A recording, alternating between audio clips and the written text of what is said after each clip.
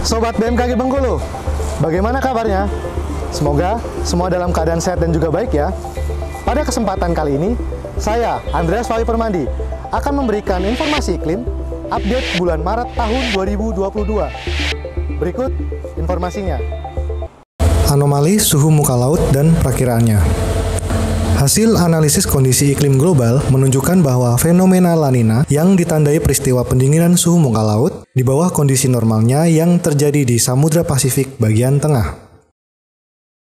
Pendinginan suhu muka laut yang ditandai dengan warna biru dapat mengurangi potensi pertumbuhan awan di Samudra Pasifik bagian tengah dan peningkatan curah hujan di beberapa wilayah bagian Indonesia. Tercatat La Nina dengan intensitas lemah masih berlangsung dengan ditandai dengan nilai anomali suhu muka laut sebesar minus 0,73 yang secara umum memberikan latar belakang atmosfer yang lebih basah di wilayah Indonesia dibandingkan dengan kondisi normalnya. Sedangkan untuk wilayah Samudra Hindia, anomali suhu muka laut bagian barat didominasi kondisi dingin, sedangkan bagian tengah hingga bagian timur dalam kondisi hangat, sehingga pada kondisi netral dengan kategori dipole mode netral.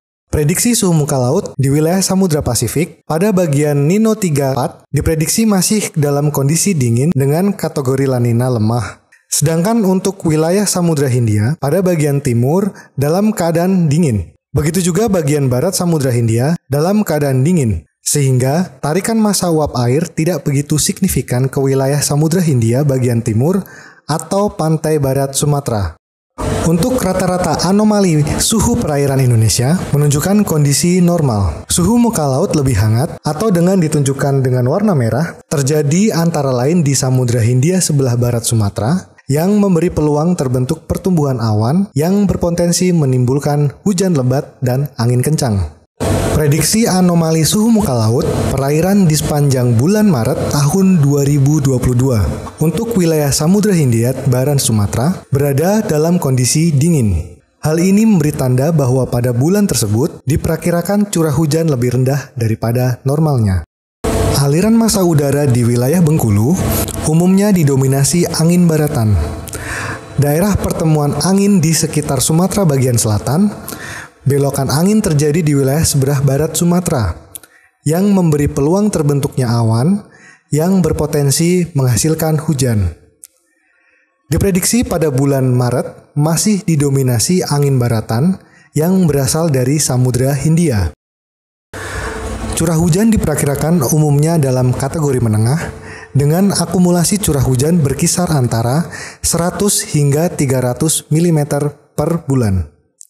Terkecuali untuk wilayah Rejang Lebon bagian timur, Bengkulu Utara bagian selatan, dan Bengkulu Tengah bagian tenggara dengan kategori tinggi atau dengan akumulasi curah hujan berkisar antara 300 hingga 400 mm tiap bulannya.